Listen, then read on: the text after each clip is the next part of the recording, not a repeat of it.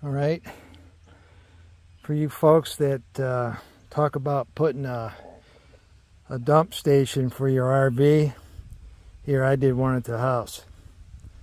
Okay, so now it was a little bit easier for me because I already had a septic tank for the house because I'm out in the country. So I just dig a hole. You could kind of see where the pipe was buried because there's a little bit of indentation into the surface here. So I found that, just dug down, got to the 4-inch pipe, cut it, got a connection with a tap on it. Bingo. There you go. And there's my little honey wagon. So that's the name of that tune. To the next episode.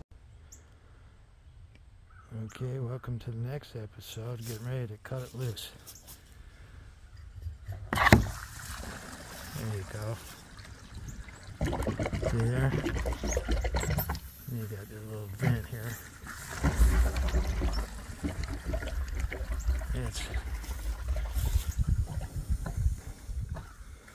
coming out that honey wagon.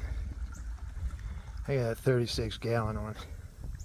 So that's what you do. You just get with it, put your tap into your system, and you're good to go. To the next episode.